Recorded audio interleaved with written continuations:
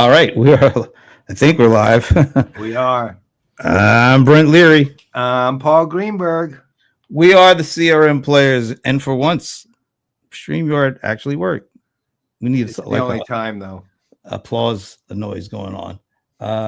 So yes, we have been doing this for a while now. Apparently, bringing whatever that is since 2009. Bringing the what as? Bringing whatever that is. We've been bringing it. We've been bringing it. Bringing whatever that as is. And no, whatever that is, that as. That kind of sounds funny. But I think was he missing last week? Yes, he was. He's here today. Thank God. Is the moment of Sven. Oh, Ralph! Wow, he's even given quotes by Ralph Waldo Emerson. Now this is a tough one. I bet Ralph didn't write it like that though. No, this one is hard. This one I may not get. Let me think. Tomo.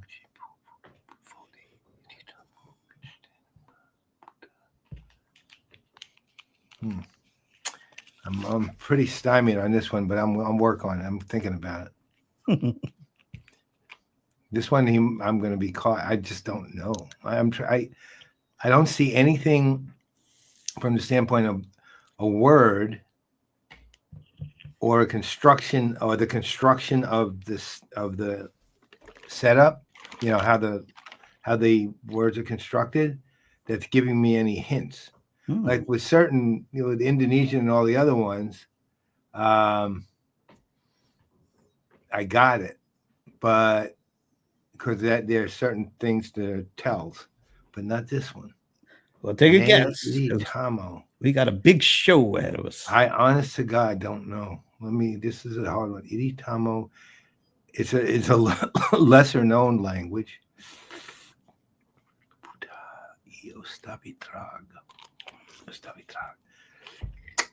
Give me one more second.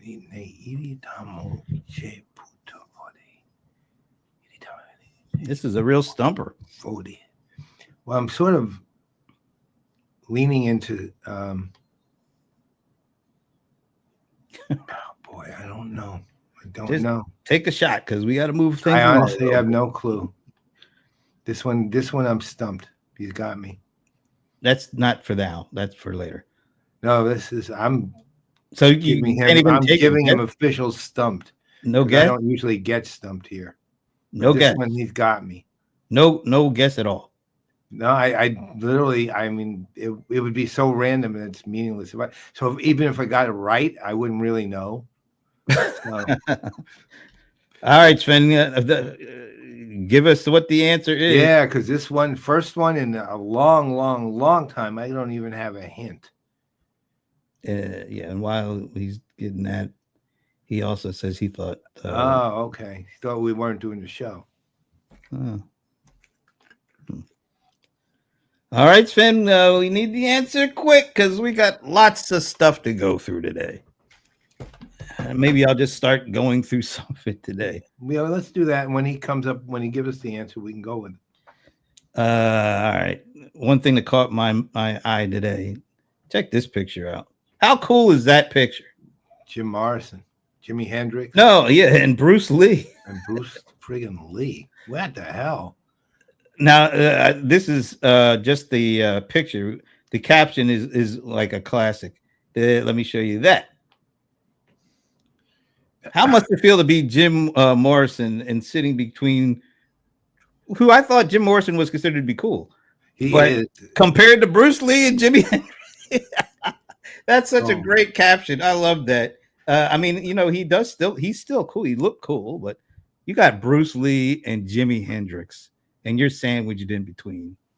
Now that's some cool stuff right there. That's an amazing shot. Did they give you any idea where it's from? Like when? It's from the 60s. Yeah. Oh, thanks. I had no idea. I thought it was like taken maybe 6 months ago at Dreamforce. Let's see. You know what? Sven says he posted it. I'm not seeing the answer. No, Sven, we're not seeing it. So once again, StreamYard must be playing games with us again. They do. This has happened so many times where the posts just don't show, and then eventually they show at the end. I might have to just go right to LinkedIn and just say what it is, because I can't show it if it doesn't show up in StreamYard. Okay, so do you want me to just say what it is? Because we do have a lot of stuff going on. Bosnian.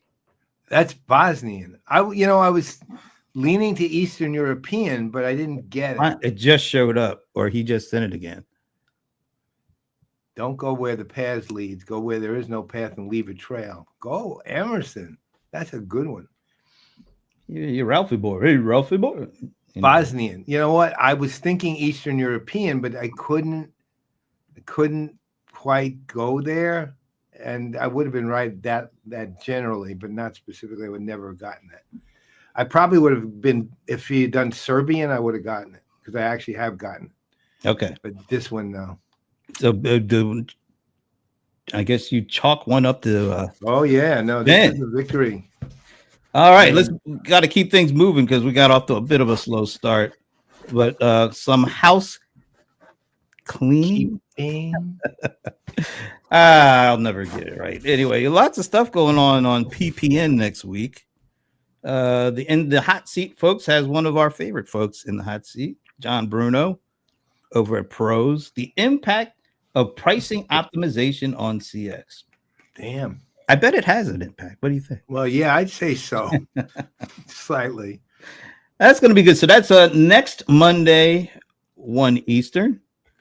And I'm doing a few good minutes with our buddy Keith Tier, who said some really interesting stuff on the last Gilmore Gang, and so interesting. And it's around the impact of like all this AI and these agents, how it's impacting the way he does things. And Keith is a serial entrepreneur, but he's also like a long time developer and angel investor and all that. And he was talking about how he uses this stuff has changed the way he not only does things but thinks of business, and how people are kind of getting a little uptight about all the high level things like Perplexity Max and all these that they cost $200 a month. He's like, the way how it's impacting his business, that's like a drop in the proverbial bucket. So I'm going to have him on to talk a little bit about that. That's also next Wednesday. I had to think about that. Also next Thursday. I mean, we got a lot of stuff going on here. You pitched this, so you talked a little bit about this last week. The New Places, Familiar Faces. Ooh, good name, Brent. Well, name. But real quick, Donnie, who's now at IBM, Donnie Weinstein, IBM, Celia Fleischecker, who we've known through a couple of her stops, and you knew her probably before I did. Yeah, I knew her when she went, literally at the point she went from Epicor to Pros, right at that juncture. Okay, I got the Pros in on that, and then she's been a one or two stops, but she just started. What's the place again? She's going to be the CMO. Conga. Does that mean they're going to be like? Yes, that's what they invented that. They invented that. All right, there you go. Hyun Park, who was one of a group of independent analysts that we've known for years, but he has now taken up the product manager. Is it product manager? No, I think he's product marketing. VP of product marketing. Product marketing. Yeah. What's the company for him again? The name I keep blocking. It's a supply chain company though, which makes it really interesting. And then these last two folks, Shalini Mitra and Alan Lepofsky, they're both going to the same company, right? Yeah, I mean, it's interesting that this company. Why did I just block the name out? Natero or something like that. Natero. Natomi. Yeah, it's in our space directly, even though one of the reasons they're going there is because nobody knows it's in our space, and they're going to make it known, right? Because they're in on product marketing and brand, right? And the two of them, they're aces at it. So Natomi will be on the map when they get done. So it's a really cool show. They are all longtime executives. We've known them for years. We've known them throughout 1, 2, maybe even more stops. We thought it'd be cool to bring them all together and kind of get a little bit just round robin conversation of what they're doing, how's it different what they did before, and see what comes out of that. So that's a week from today, next Thursday at 3. And I think I might have, let's see, do I have one more? I want to make sure I don't want to give you anything. Oh yeah, speaking of Tani, he posted something about, I think, like 25 years since he like got his first real job or something like that. And he posted his picture. I was like, what was his first job? Like Charlie's Angels or something? Or what is this? Wait, this is 25 years ago? No, I don't know if this is, but he posted that as a part of acknowledging 25 years of working or something like that. Wow. Yeah, they all got their Charlie's Angels pose. They got the guns up. We're gonna have to ask him about that when we see him next week. So there you go. Oh, one last thing, I think. Shashi has really taken the ball and run with Talking Headless, and coming up on August 27th, Maribel Lopez. I know her very well. Yeah, she's awesome. Remember we had her on. When we were out at the Verint on stage. Yep, we pulled her out because somebody bailed on us or something, and we were like, "Can you help us out? Can you join us for a few?" She's like, and she was amazing as always. Yes, she's a rock star unto herself. And I don't know Patrick Corcoran, but I'm sure I know the name, but that's it. But he's got a nice smile on his face, so I'm looking forward to that. Looks like he's going to be a happy man. Lots of interesting stuff. But guess what? We've got some more interesting stuff because we've got an announcement about our show. We had an announcement just 2 minutes ago about our show. Remember? CRM Playaz with 5 people next week. Okay. We got another announcement about. All right. Whoa, 2. Yeah, for our show. Yeah. That was I guess all the shows coming up, which is really cool, and a lot of that is so many different faces, and we're not involved with all of them. We're involved with the players, of course, but not all of them. But this one we are very involved in and very happy about, because somebody that we've known for years, and he's joined us on the show over those years. He agreed to do something that I don't think we've ever had like a recurring regular guest, have we? Well, ish, with the Playaz in residence. Yeah, but they weren't on like there was no consistent singular date, but they were on consistent amounts of time. I mean, 4 or 5 times a year, but there was no particular date we chose. It wasn't like that. Yeah, but it's like that now because one of our favorites, Dr. Michael Wu. Everybody, he's been like our industry's go-to person for years, well before ChatGPT came out and everybody started talking about, like 7, 8, 10, 15 years before all that stuff. He's been helping us go through this. And now for the first time, we're going to get to have him on a regular, consistent basis. Was it the third Thursday? Third Thursday of every month. Dr. Michael Wu Here he is. Woo! Everyone. I have a disappearing hand. I have You also have a brick wall that like 90% of the people who come on the show have. So they have the exact same brick wall. Is that what did Pink Floyd? In the same building. I assume you're just in the same building. Did Pink Floyd actually put that out and he's able to use it for that purpose? Not bad. It's just a little. We are definitely excited about this, Dr. Wu. We are. You've been, to Brent's point, you've been our go-to for literally ever, right? When it's AI, we think you. And no, we think Woo. That was a good one, right? It's probably one I imagine you've heard about 25,000 times. So, and you're visionary too, which is really important to all this. As it's so one thing I've noticed actually, which is really interesting, and I know this is just more introductory, so we're not doing the full thing today, but one thing I have noticed is that AI has created a lot more room for visionary thinking around it than other disciplines did. Let's even look at, CRM was visionary for about 2 years, and then that was the end of that, right? Maybe a little longer. But AI has kind of opened doors that allow people to really expand with horizons in terms of their thinking, and the visionary's job is to figure out which horizons are real, as opposed to the fantasies that a lot of people have about it. And you've always been that kind of visionary. Remember the work you were doing on influence years ago. You were right. It boiled down to it straight out. If you look at your work then, you look at all the other people doing work then, you were right.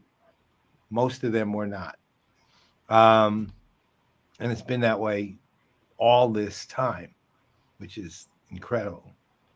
Well, thank you. I think I've been very lucky. I have, blessed with a lot of, I would say, very diverse and interdisciplinary background. So I've learned to apply knowledges and skills from very, very different, I would say, areas of science, and whether it's physics, chemistry, biology, or something, and then apply it to, um, you know, things that are a little bit more nebulous, like sociology, social media, influence, and I think business and economics in general. So, Well, the other side of it too, with you, that always has been exceptional, is that you know how to explain it to people, because they don't. Most people, I mean, I've been reading some papers, on AI, and honestly, I mean, I have a pretty good knowledge of things, and I've read a lot of academic papers in my time too, but it makes me want to just, if I had enough hair to tear it out, I would. Just because there's just, they're how to put, they're making the case to the academic community to prove how important they are, as opposed to showing people what it really means. And they drive me up a wall. And and then unfortunately, I would say that's probably, let's say if I've read 50 papers, that's 45 of them, right? So I stopped reading them about 3 months ago. Just couldn't take it anymore. So from your standpoint, the thing is, you've always done this, and you've done this since the day I met you. You've been able to explain things to people who don't necessarily have any knowledge of the area, but have enough curiosity to want to know something, which is a real gift and a skill at the same time. How do you actually, I guess one question on that, and then I know you have other things you have to do, but how do you actually foster that? How do you hone that? How do the you skill hone to the explain. conversations with people who, how do you do that? Yeah, I also attribute that to my diverse, interdisciplinary background.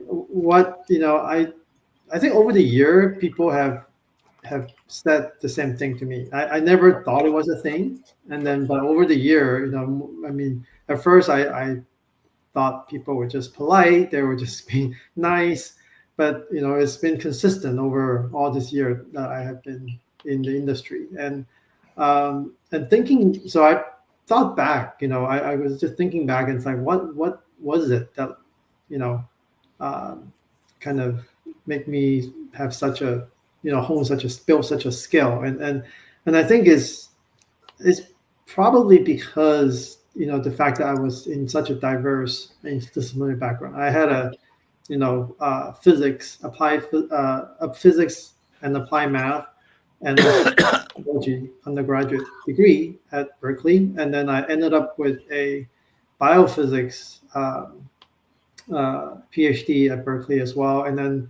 so what happens there is really interesting. Is like there are not a whole lot of biophysics conference. There's either a physics conference and there's a section about biophysics, or there's some biology conference with this little sections on biophysics, right? Something like that, right? And so if you are in this interdisciplinary area where the cross section, the intersection between this two area, right, kind of the physical science and then the biological science, right, then you end up have to go to both of these. You go to a physical science conference, a physics, math, statistics, or machine learning conference, or a biology conference. And so every time I go to a physics conference, I will have to explain the biology to the physical scientists, right? The mathematicians, the statisticians. The physical scientist means anything that's in the STEM, right? Science, technology, engineering, and math, right? So any of those conferences, right? So they're smart people, but they don't necessarily have the biology background, right? So they have to learn all that, right, from me, and I have to learn to quickly explain to them what that means. And back then I was doing my research on using machine learning to model the human brain, essentially to model how human brain process vision, how to process visual information. And so I have to explain how the brain work, right, to these mathematicians. They're very smart, but they have no clue of how the brain works. To explain to this, if it's a physics conference, I have to explain to physicists about the brain work. Right? And likewise, whenever I go to these biology conference, and then I will have to explain to these biologists who are neuroscientists, biologists, very, very smart people again, right? But they don't know how machine learning work and statistics, that I use to model the brain. I have to explain all that to them, right? So I have to, again, very quickly explain to them, what it means. So over the year, I think throughout my graduate career, I have learned, to speak, to people with very different background and smart people, right? Very, very smart people, but just happen to not have the background that's necessary to understand this subject, right? So I think that's what gave me the training over the years to let me to speak to them in their own language, so to speak. Exactly. So we're looking at August 21st as your first appearance, right? I thought it was the 28th. Oh, that is the third Thursday. The third Thursday, which would be the 21st. Yeah. The first one is this week, actually. And then next week we have the 5-part show, and then the week after that is the third Thursday. So you ready? I'm as ready as I can be. Never really am ready for anything because I don't.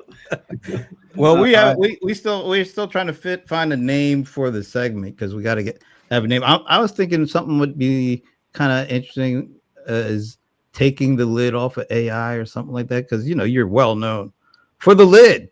We got to work the lid in there somewhere because it just makes sense. So we'll work on that and we'll have it ready by 2 weeks from today, the 21st. So do you still have that picture of me, Margie, and you with the hat? Is that the one? I may have that. I think I'll bring it up. I'll bring it on. Several. Well, I remember the one we took at Lithium. Actually, it was a Lithium conference that the three of us took it.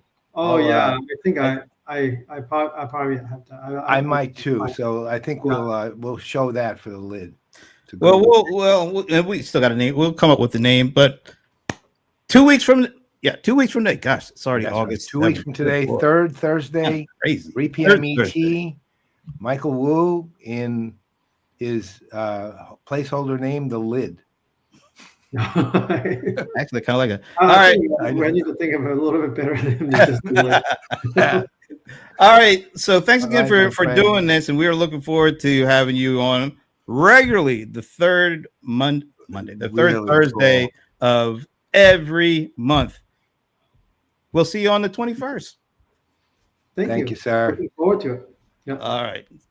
That's cool. That's awesome. I'm so excited. I am. I'm really excited. I just think that's the best. You know what you should be excited for? Yeah, I do, but I'm not. I got to go old school because for some reason I'm breaking in this new laptop finally to do this stuff. Which laptop is it? The MacBook Pro. The M4 Max MacBook Pro. I've been using the old other one up until now, but I want to start breaking it in. And of course, that clip is over there. So we have to go old school Okay. on Stump the Godfather, but we're still doing it minus Benny. Oh, But wow. I know it's kind What's of, the point? yeah, I know. Well, There's literally no point. got a good one though. Got a good one. Yeah. Here it is. G, how many views do YouTube Shorts get each day? Oh, I like that little whoosh sound. That was cool. The little whoosh sound. Whoosh. Yeah. It's a Nike ad. So let's make sure it was a kind of a quick, but he said basically YouTube Shorts gets over blankety blank blank views per day. How many views is that? How many views? That actually is a good one. This is just YouTube Shorts, not any other of the long form or any of that stuff. Just YouTube Shorts gets over how many views per day? This is worldwide, I presume. By the way, anybody who wants to, yeah, Shashi, I used this last week on a small biz breakdown. So Shashi is in You're repeating? You're getting lazy. well, I'm not repeating with you. Doesn't matter. Only people who know, and of course, Shashi. I think I'll go watch Small Business Breakdown right now. Yeah, you back do in it. a minute. No, it's going to take you longer than that. Well, I'll find it. I just have to go. It would be easier just to guess, actually. and our guest is in the green room. Guest. We'll explain in a minute. Feel free to take a shot. Just put it in the private chat, and we'll let people know what your guess is. But yeah, I know Shashi is. He's not able to do this because he already knows this. But anybody else out there who wants to take a shot, you can't go 0 for 2 with Moment is Finn and Stump the Godfather. You know, you gotta and stop looking it up. I see. No, I'm looking at Shashi's comments. No, I'm not looking it up. I would never. I don't look up these things. They're not worth my time. Different context. Yeah, that's what that's what I mean. And he also had a comment 2 up, which you skipped. I know. He said he knows the answer. So no, above that. Oh, you cannot call a MacBook a laptop. Yeah. What do you call it? I have no idea. What I know it's good. That was what I would call it. I've used it on my lap on the plane, you know. Yeah, no, I mean it's somebody said that if you buy a new laptop, I usually say, yeah, I bought a MacBook Pro. I mean, that's kind of I mean, I didn't, but not this time. I bought the Mac 4 Mini, which is now a home automation server. A complex home automation server. It's a has. Yeah. MacBook. Yeah, no, we got that. Yeah. I thought we figured it out. Other than MacBook is the South African version. Oh, really? Okay. There's a lot of South African named animals that have BOK at the end. Sven is coming in rather strong with 69 billion views per day for YouTube Shorts. This is oh God, that hurts when I cough.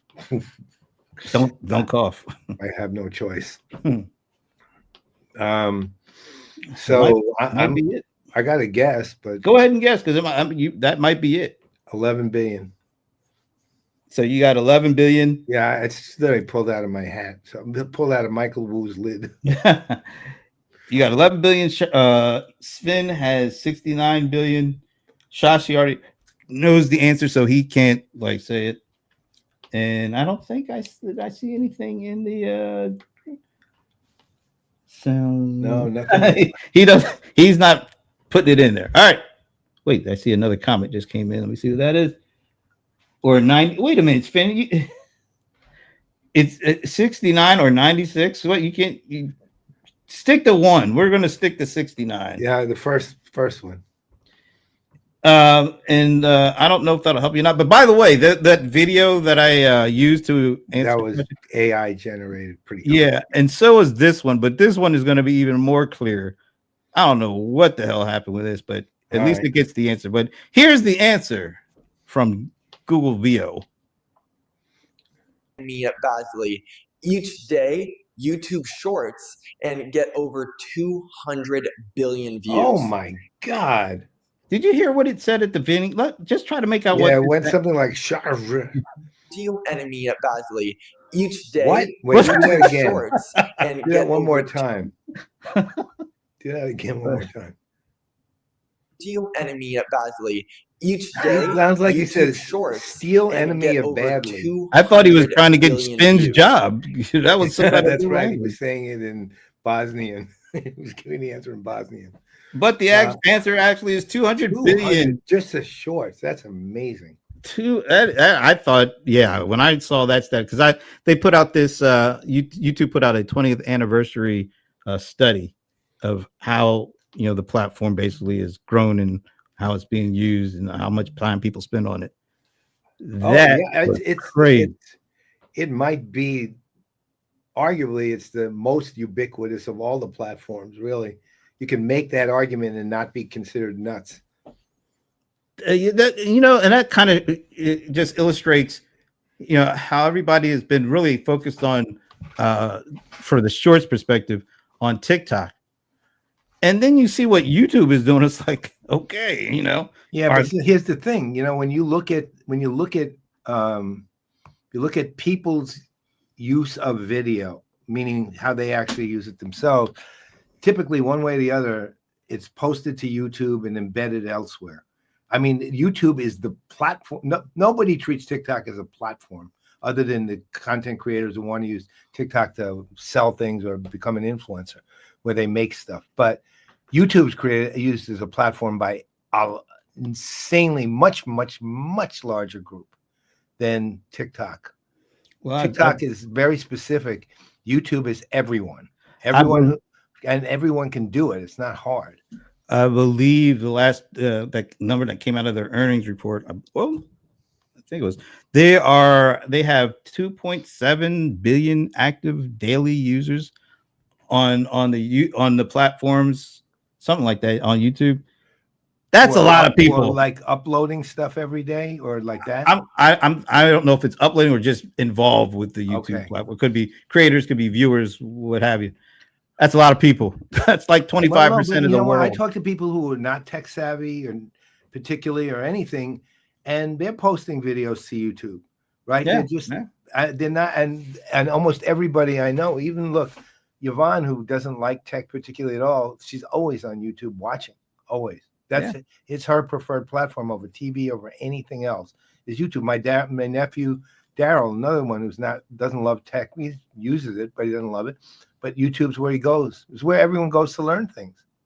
Or to just be entertained. A lot of people just go to watch ridiculous stuff. And there's a lot of ridiculous stuff on there. Yeah.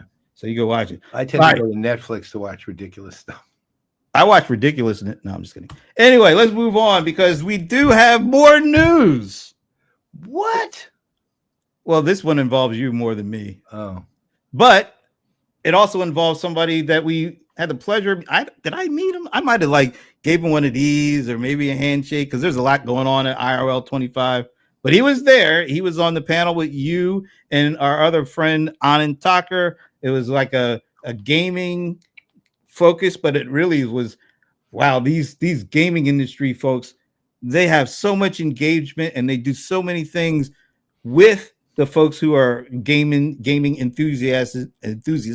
I'm like that video now, and enthusiasts, and it's because they treat these folks like partners. And what kind of lessons can folks at our side of the street, so to speak, what they could kind of take from what's going on over there? So it was a great panel with you, Anand, and Todd Harris, and you and Todd have something to announce. So I'll let you do the real introduction, and then we'll get to announcing stuff. So what Brent said, plus, here's the thing. So Todd is actually a name in gaming, in PC video games. Esports is, his other, I'll call it, commitment and passion. He's also, though, a very, very, very smart business person.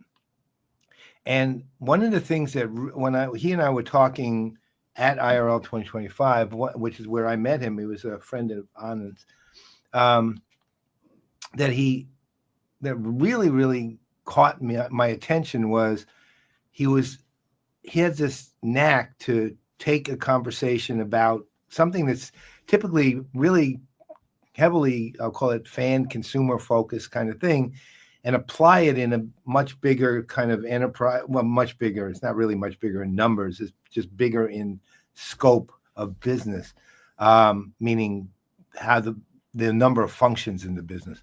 And he could apply it to a B2B world. And then he and I began talking about this stuff, and we realized there's a lot of room for a show right there. And the more we talked, the more we realized there's a lot, and we'll talk about what the content is when he comes on. So in the meantime, he and I, of course, have been talking about putting together the show, and I'm going to let him announce the name and stuff like that. And it's going to be a really good show. I can tell you that, because we literally had a conversation to discuss, what do we want to do the first show like yesterday? And we literally just kept going, and we could have gone for another 5 hours, which would make for a very long first show. Right. So, but we literally did the first show without planning to do it while we were having that conversation. And as Steve Gilmore would say, you should hold that for the show. Right. So I want to bring on my buddy and co-host. We are co-hosts on our new show. I want to bring on Todd Harris. There he is. Hey, friends. How you doing, man? I'm doing great. It's good to join you live from Savannah, Georgia today. Oh, usually out of Atlanta, but today in Savannah. What's going on in Savannah? Actually at a board retreat. I'm part of a great nonprofit, Make-A-Wish, Georgia. Most people know Make-A-Wish, granting wishes for kids fighting critical illness. And we're gathering today, but I was happy to take half hour out to get with you guys and talk about what we've been cooking up. So why don't you actually tell people a little bit? You go ahead. I wanted to leave this to you because I want people to hear it straight out of your mouth. Okay. Well, of course, I got to meet Brent and Paul and a lot of the CRM extended family and crew when you guys were here in Atlanta at the live event, which was great. And as you said, Paul, we did a panel and it talked about some of the learnings that I've had and those in the video game industry have had, and how they can be applied in a broader context. And I think you and I both came away feeling like we just scratched the surface of that topic. You're not kidding. For those who didn't make that panel, just to level set, the video game industry is pretty massive, $200 billion. It's the largest entertainment industry, but it's different from every other form of entertainment because with movies, with music, with books, all those in my mind are more passive by definition. Someone's serving up content to you, you're consuming it, and it might be an amazing experience, but you're really passive. And what makes a game and unique from everything else is, of course, anyone in the chat could chime in because that's kind of the point. Interactivity, what makes a game is you push a button and something happens. You are the protagonist. And so it's just a very different form of art and tech that really has engagement at its core. It's an active form of media. It's an immersive storytelling. Many elements, they're complex technically, they're complex storytelling and design, but at the core is engagement. It's activity. I push a button and I expect something to happen. In the same way with this live broadcast, you're starting to bring in interactive elements with the chat.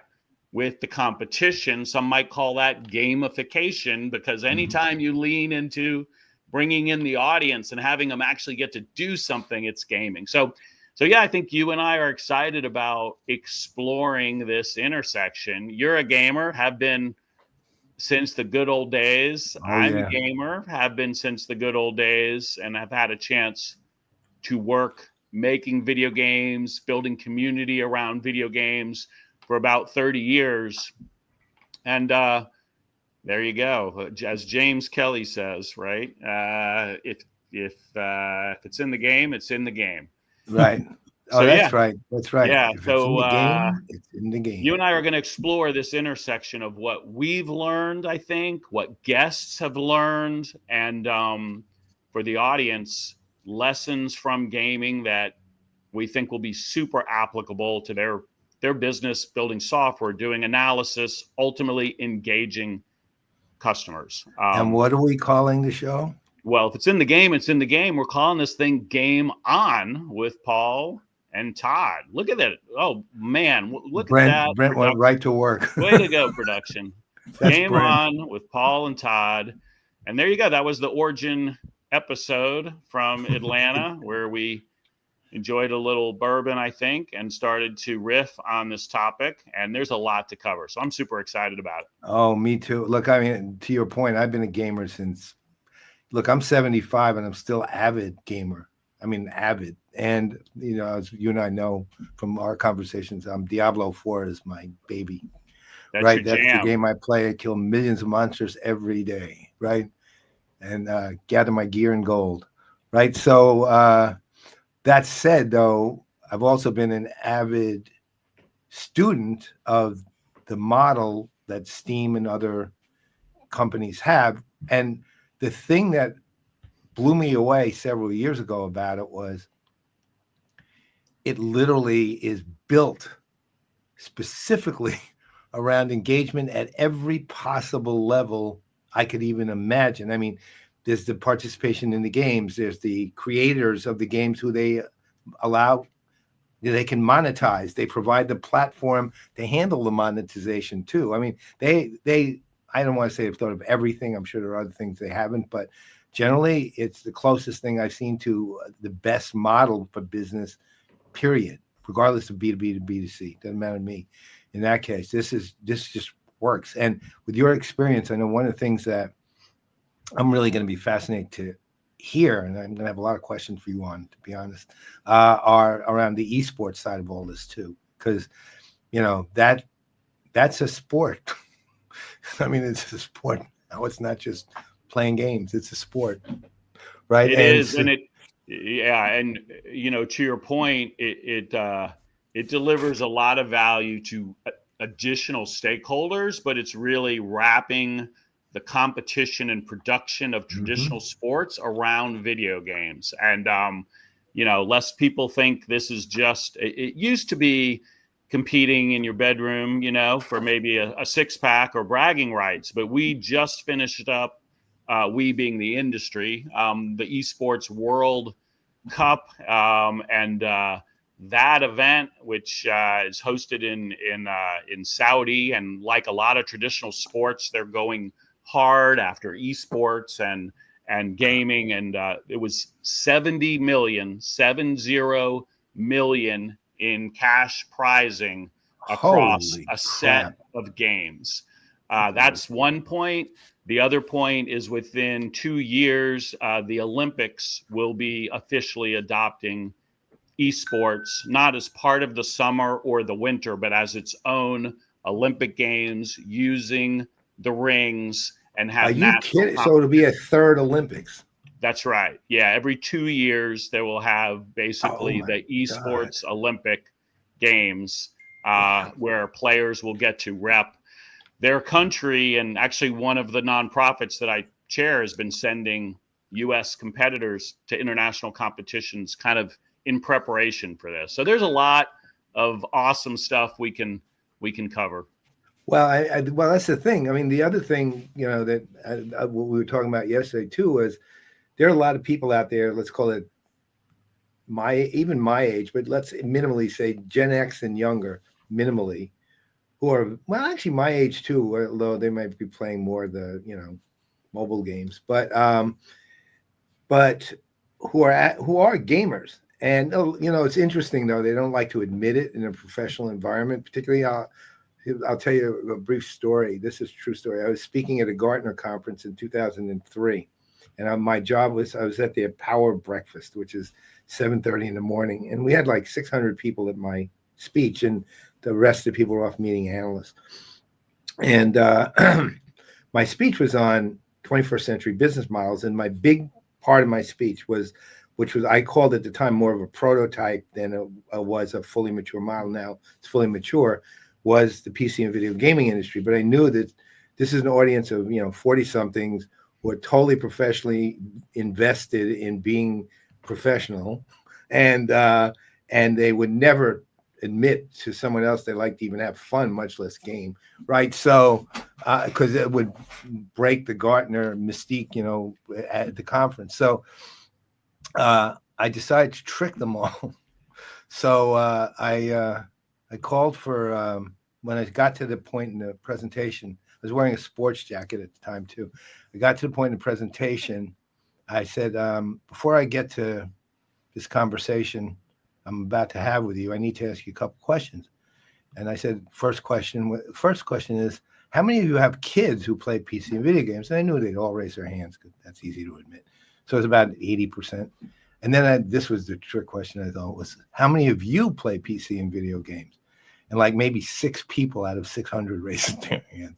And I looked at the audience and I like staggered backwards in mock shock. And I really was like playing it, right? I staggered backwards in mock shock and I said, wow, I can't believe it. This is the first time an entire audience lied to me. I said, who are you people kidding? I know you play PC and video games. I do. And I started rattling off all the games I play. And I'm going like this with my sports coat, like I'm opening a kimono, right? And I said, and they're laughing at this point. So I said, okay, I'm going to ask you a question one more time. How many of you, not your kids, play PC and video game? 50% of the audience raised their hand at that point. And then I had them at that point, and then I could move forward. But, I think now they're probably a little more amenable to saying, yeah, I play. And it would be fun for us to find out, I know one of the things that you're very keen on, I love the ideas. Okay, you've been playing since you're 12. What did you learn from that you've applied in business? And the other one is, what games you playing now? Like, what are you playing? What are you actually playing, and why?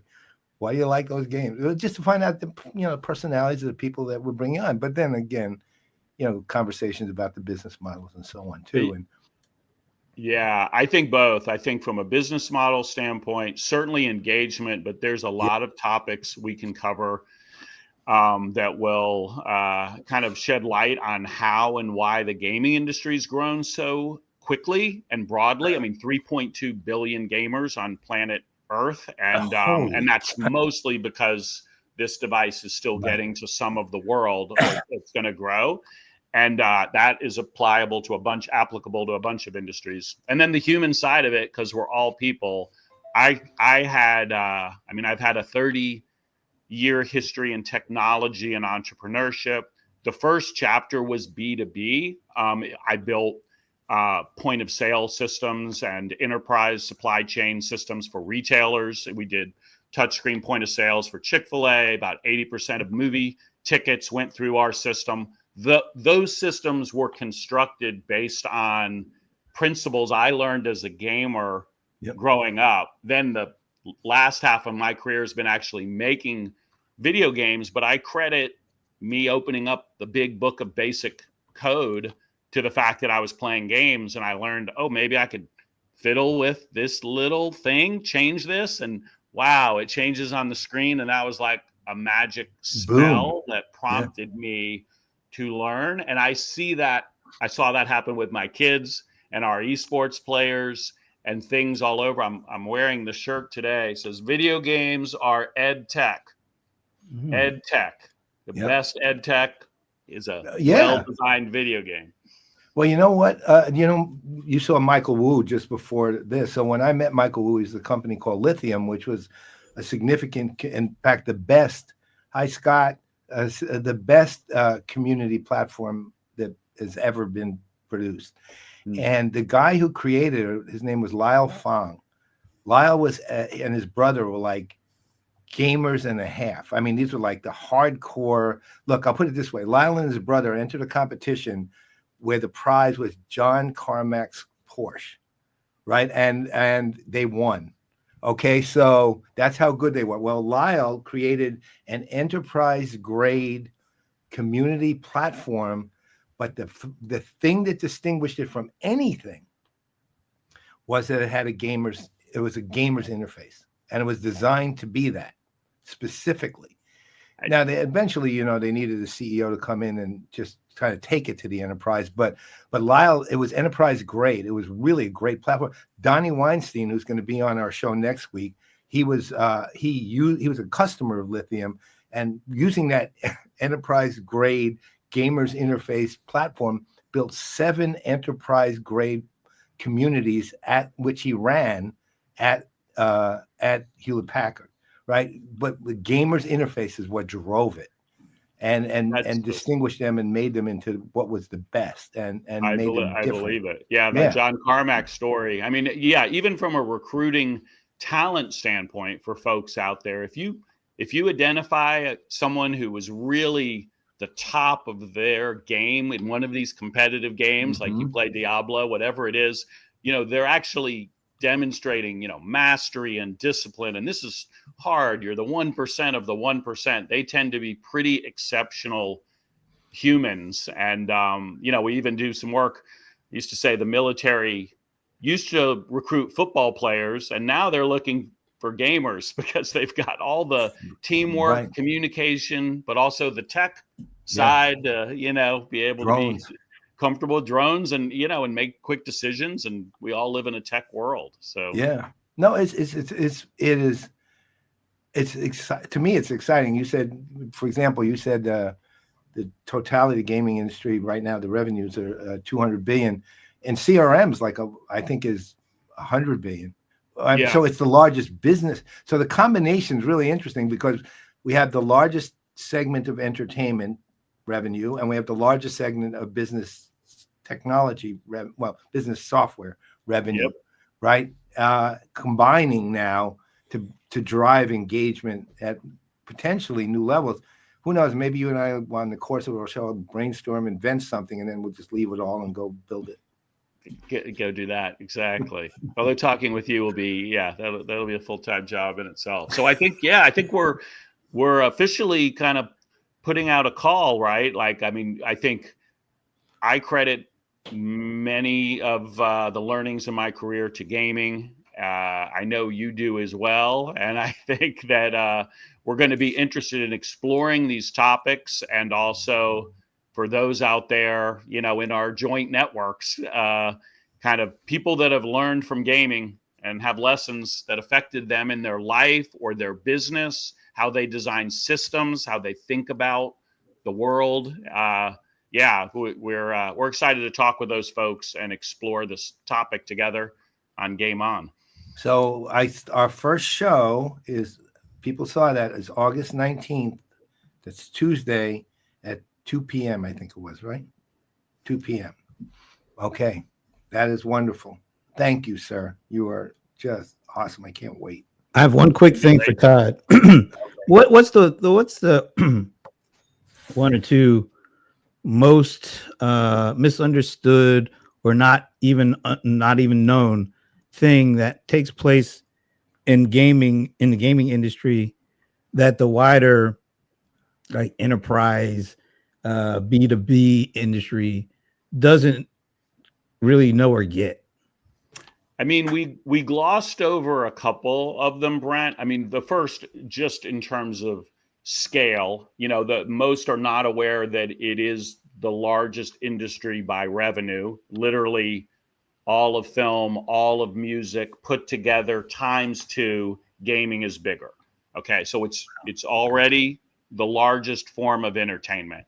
And just that alone, if you're any business and you have an opportunity to engage with a major motion picture or a major new release from a musical artist, you kind of think that's interesting because that's culture, that's relevancy, right? Like relevancy affects consideration that drives intent to purchase. This is the most relevant game, form of media. So it's already got relevancy. It's got reach, 3.2 billion. And what differentiates it is this lean in engagement style. I think people don't appreciate how diverse the demographics are. Paul hit that a little bit. They kind of think, oh, people game when they're young and then they give it up. That isn't what tends to happen. It is true that the highest degree of fandom is kind of that core 18 to age 30 male demographic. That's the heat, but a third of the gaming audience are over 50. 49% of the gaming audience are female. So that is that's one way. And then I would say the flip side of that, because we're talking about such large numbers and such diversity, is not all gamers are the same. And in the same way, you wouldn't say, well, Brent, you're a movier, like you enjoy movies. Like no one, it's just assumed everyone kind of likes movies. And maybe I'm into like action and my wife is into rom-com and, you're into indie. Gaming is more diverse than that. So the other piece is like, there are lessons you can learn from the gaming craft, but for marketing to a gaming audience, we work a lot with companies. We're like, don't treat them all the same. The League of Legends player is not the same as the Call of Duty player, as the NBA 2K player, as the Minecraft player. They have totally different demographics, psychometrics. So anyway, those are just kind of scratching the surface. Hey, I like that. AARP is missing out because they're not doing any marketing to that third of that huge audience, which is I didn't know that 50 and over was that big of an audience category for you guys. That audience, as many people do, but that audience, there's a bit of a crisis of loneliness, honestly, and gaming allows people to connect over the internet where maybe they are not in a position to travel quite as much. They're a little more sedentary just by nature. And so, there's a lot of opportunities. Can you answer a real quick question from our buddy Scott Wilder, who is a huge enterprise community guy? He's been involved with it for decades. And he's asking how will AI impact the gaming industry? That's a great question, and I'm sure Paul and I will probably do a whole episode about this. But Scott, just to hit it at a high level, it's already affecting it at the high level. I would say similar to tech software producers or the producers of film. Right now, it's at a phase where it's allowing a smaller team to do more, which is exciting, a little disruptive. A programmer who's writing game code is certainly today using AI to be an assistant programmer for them. And in the art pipeline, which is pretty complicated, we could do a whole episode. There tends to be like 15 different art specialties, different sub degrees involved in a major game. And some of those are starting to be impacted by AI from a development standpoint towards efficiency. The most interesting work is still speculative, but it impacts the customer experience, which is more generative world creation or non-player character creation. If I'm talking to Paul, the video game version, and it's less scripted and more emergent, there's quite a bit of activity in the startup space about that. So we can dive into, kind of both the workforce side and the customer experience side. One point to the customer experience side, there's a game out already called Galactic Civilizations 4. And they have built in AI. So the basically if without AI, you had a significant number but fixed choices of the civilizations you want. They had specific characteristics. You could weigh the characteristics a little heavier, a little lighter here and there, but it was all, it was all click, click, click, click. Now you can literally do generative AI prompt, and it will create a civilization for you. Wow. Yep. Right? Yeah, they embed. It's still early, and I see some of the flaws in it, but it's actually. I own the game, and I've owned that particular game since 1. So I happen to like the game. Since you were 1? Wow. That's No, yeah, since I was 1. That was 200 years ago. Right. So I played with the Gen AI prompts in it, and it's, again, with a few flaws, it's actually really very good, and it basically allows you to let your imagination run, and then you're going to compete against it or for it or with it. You might want to pick that one too.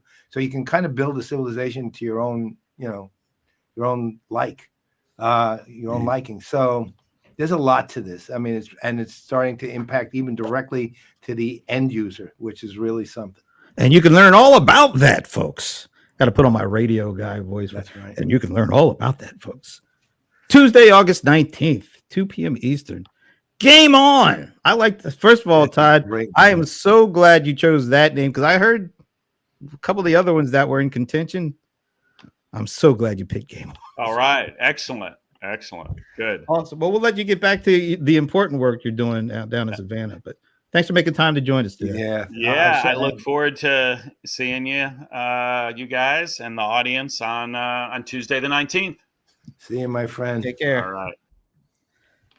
I'm looking forward to that. That's it's gonna be fun. You can see it. Yeah, I mean, it's like it just flows. There's so much to talk about, and we literally probably in that conversation raised 20 different shows. Well, we can only do this one, so yeah. Not in between different. I know episodes. Yes, 20 episodes of our show. Very cool. Well, I'm definitely looking forward to that, and I bet there are a lot of people. I bet Scott Wilder's going to be looking forward to it. I hope so. Right up his alley.